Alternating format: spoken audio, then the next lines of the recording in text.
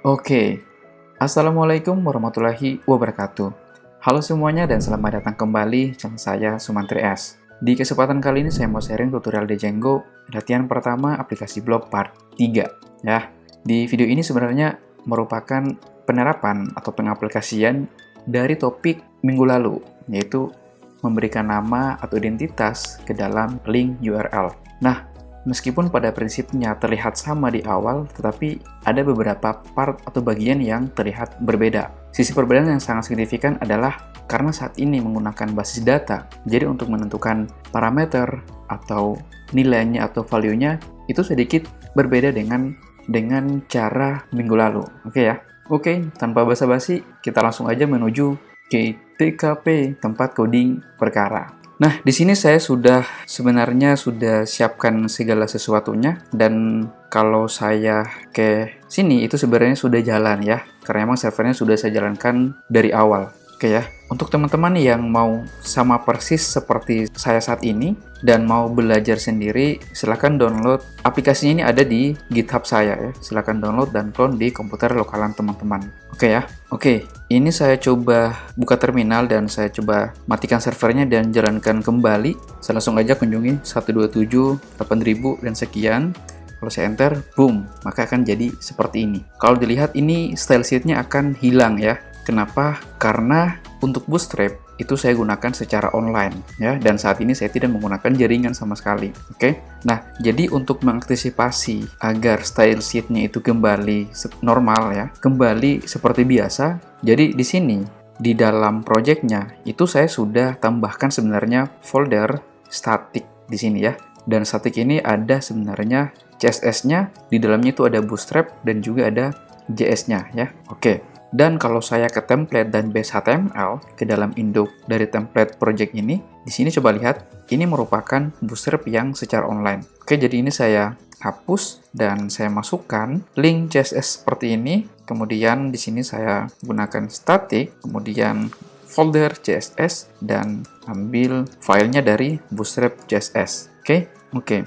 Hal yang sama kita lakukan juga di JavaScript-nya. Ini karena masih online, JavaScript-nya kita ambil, jadi ini saya hilangkan dan kita makan script, src, dan static, kemudian js, folder js, dan masukkan popper.js. Ini kita duplikat dan ganti popper ini menjadi bootstrap css. Oke, saya save dan ini belum bisa, artinya CSS-nya belum bisa kebaca. Kenapa? Karena harus kita lakukan load di sini, yaitu static di sini ya. Dan kalau misalnya kita kembali ke browser dan kalau kita reload, oke, ini belum terjadi apa-apa. Teman-teman, sorry, kita lupa di dalam settings ini. Ini harus kita lakukan settings dan kita scroll ke bawah. Di dalam sini itu ada namanya static URL. Nah, di sini kita akan tambahkan untuk static files dirs, kemudian menggunakan tuple, kemudian kita lakukan base dir, garis miring, foldernya static yang ini ya, foldernya yang ini. Oke, jangan lupa koma. Ini artinya untuk membuatkan jalur ke dalam folder static biar folder staticnya itu bisa dibaca gitu ya. Oke, ini kita save dan kembali ke browser. Kalau kita reload sebentar, kita coba cek server di sini. Oke, ternyata servernya mati, jadi kita jalankan kembali. Oke, dan kalau kita reload, tuh, maka akan normal seperti biasa. Cakep ya. Ini kalau kita ke blog, tuh, jadi sebenarnya. Ke admin sama juga. Oke, kalau kita ke home, kita ke blog, oke. Nah, coba perhatikan teman-teman. Ini, kalau misalkan saya klik blog sekali lagi, itu akan terjadi error. Kenapa? Karena di sini, itu dia bacanya seperti ini ya, bisa lihat sini ada garis miring blog, kemudian garis miring blog. Sementara kita sudah lakukan URL yang secara manual ya, tapi ini ditemukan halamannya itu tidak ditemukan. Kenapa? Karena bentuk link yang tidak rasional atau tidak ditemukan gitu ya. Nah, ini sebenarnya merupakan salah satu kekurangan dari kita menggunakan link yang seperti ini. Bentar ya, kita ke template dan kita ke base HTML dan kita ke link. Mungkin bisa kita closing dulu. Nah, inilah salah satu kelemahan ketika kita menggunakan link yang seperti ini. Oke ya, teman-teman, paham ya? Sampai sini bisa nangkap gitu ya. Nah, sekarang untuk memberikan nama ke dalam URL ya, itu sangat mudah ya. Nanti teman-teman bisa lihat di video yang sebelumnya. Oke, kita di sini langsung aja buka untuk URL punya si aplikasi blog, dan di sini punya si project. Nah, pertama yang harus kita berikan nama adalah di dalam aplikasinya di sini. Oke. Nah, di sini ada dua buah link yang sudah kita tambahkan, kemudian ada link yang sudah disiapkan oleh Django. Oke ya. Untuk memberikan nama ya, gampang saja kita tinggal berikan nama aja di sini, name sama dengan index. Kemudian di dalam sini kita namakan, berikan namespace. Kemudian sini adalah blog. Oke, gampang, cuman seperti itu aja. Dan di dalam URL sini untuk punya si blog, kita juga bisa berikan nama ini sebagai indeks dari aplikasi blog. Nah, di sini kita berikan nama dia sebagai, coba lihat, karena ini adalah kelakuannya adalah untuk melihat artikel, detail artikel, maka di sini saya namakan aja dia sebagai, biar lebih spesifik, saya tambahkan artikel. Dan di sini itu saya namakan dia sebagai kategori artikel. Ini namanya, yang ini namanya detail artikel, dan yang ini namanya kategori artikel. Udah. Artinya ini kita sudah memberikan nama dari masing-masing URL, baik project maupun aplikasinya. Dan sekarang bagaimana caranya supaya ini bisa kita masukkan ke dalam linknya di sini, di dalam navbar. Perlu diperhatikan ya. Yang pertama harus kita lakukan memasukkan nama URL itu ke dalam navbarnya di sini. Ya. Kalau kita lihat ada home, kemudian blog ya. Home, kalau kita ke sini itu belum ada linknya. Nah, sekarang kita ke navbar sini, dan untuk navbar brand ini kita langsung aja masukkan pola URL seperti ini, kemudian persen dan spasi, kita masukkan URL, kemudian index seperti ini. Hal yang sama kita lakukan juga di home di sini ya. Jadi navbar brand dan juga home itu sama sebenarnya. Untuk linknya. Kemudian di sini itu agak sedikit berbeda. Biar cepat kita copy paste aja di sini. Nah, di depan indeks kita tambahkan untuk namespace-nya, yaitu blog, kemudian titik 2. Jadi kalau misalkan masih ada yang bingung, silahkan teman-teman lihat video saya yang minggu lalu tentang URL name dan namespace.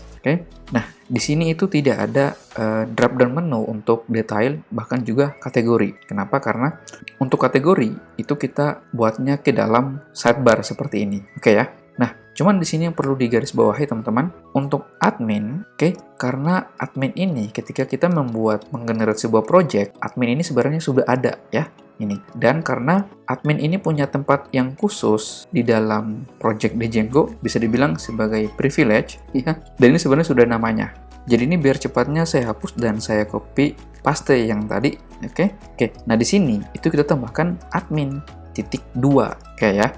Jadi admin ini sebenarnya sudah diberikan nama, yaitu admin sebenarnya, dan indeksnya di sini ini sebenarnya adalah form login-nya ya, mengarah ke form login.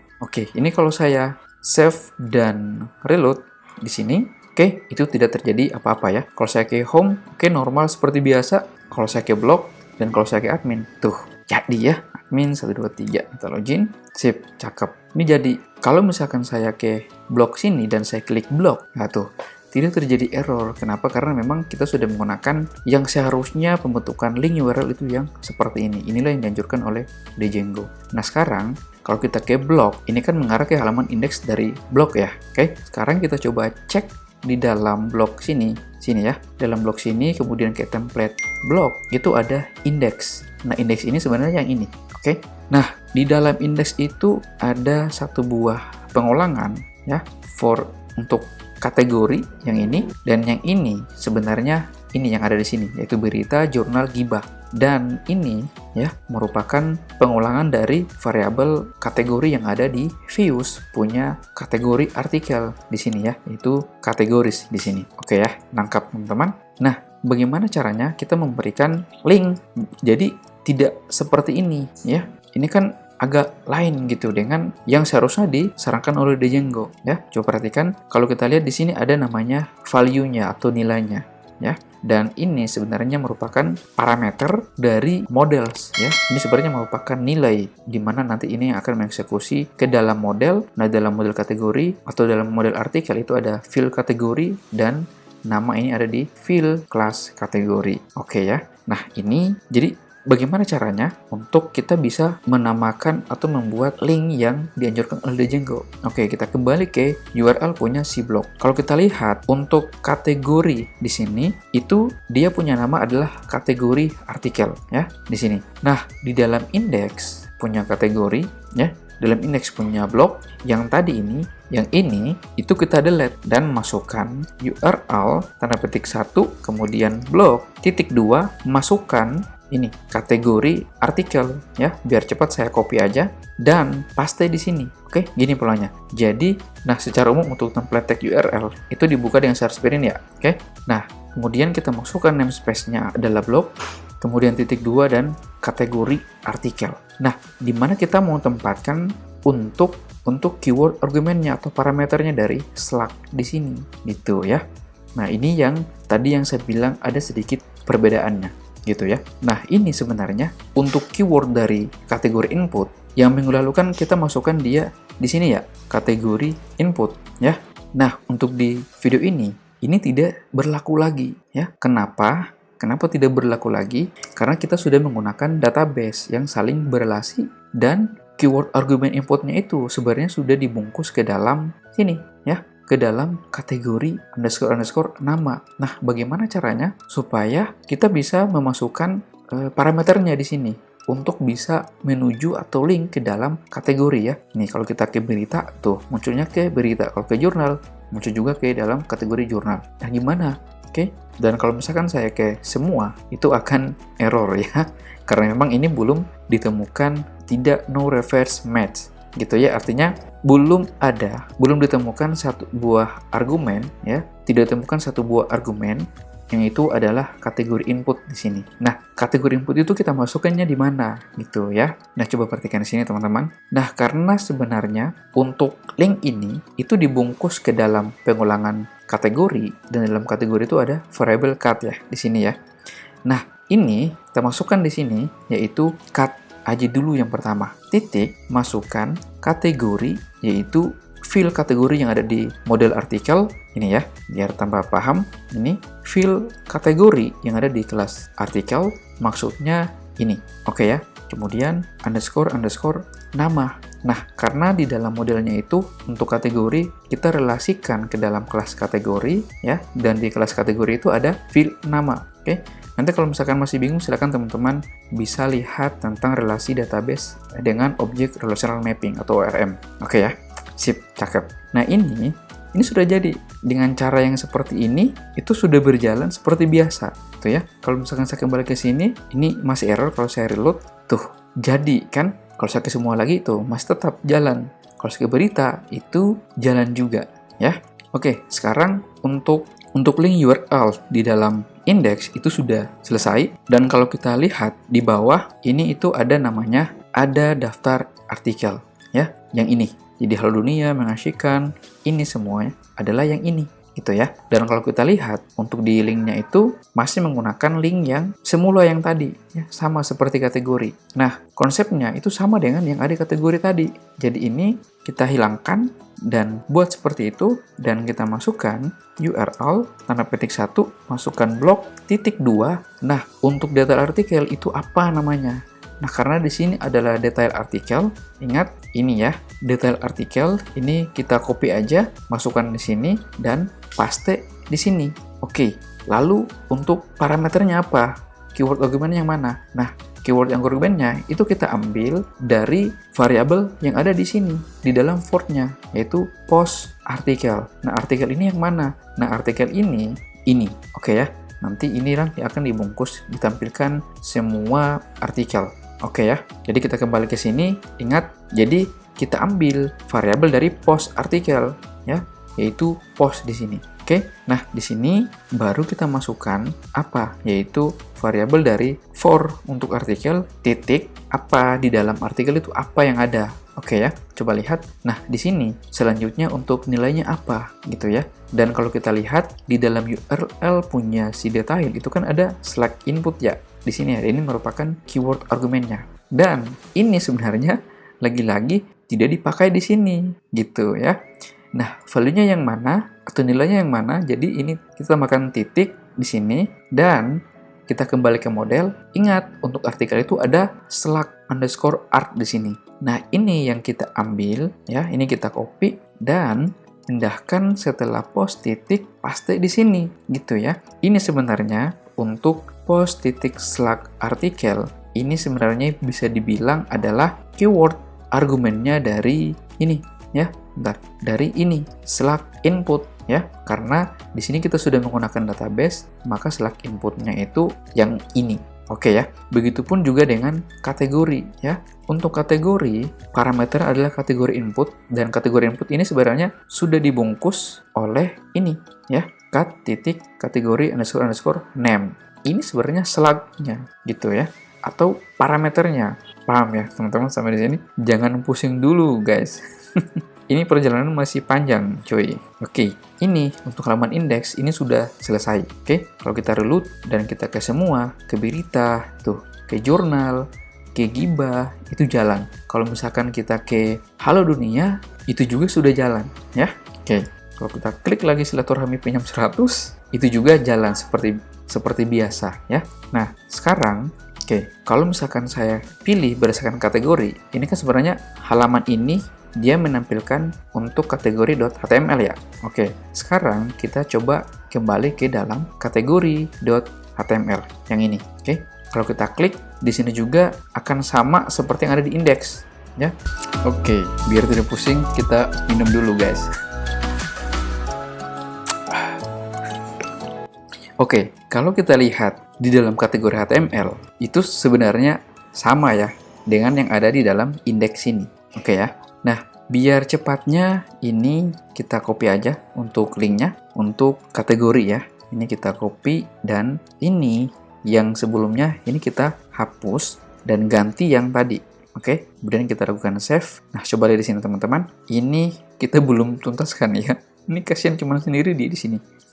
Ini sebenarnya mengarah ke semua. Kalau misalkan saya klik semua, dia larinya ke blog, kemudian halaman indeks ya. Oke, ini kita ganti seperti ini, kemudian URL tanda petik 1 blog, kemudian indeks. Oke, hal yang sama biar seragam semuanya ini kita ganti aja ya. Oke, kita copy paste dan kita kembali ke kategori HTML. Ini untuk sidebar-nya ya. Ini untuk sidebar-nya sudah selesai, artinya selesai dalam pemberian URL menggunakan tag template URL yang seperti ini.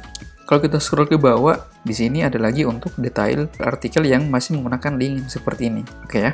Nah, ini biar cepatnya kita kembali ke halaman indeks HTML dan cari di artikel untuk pengelolaan artikel dan cari untuk link yang mengarah ke dalam detail artikel. Ini kita tinggal copy aja biar cepatnya. Ini kita hapus dan paste yang ini.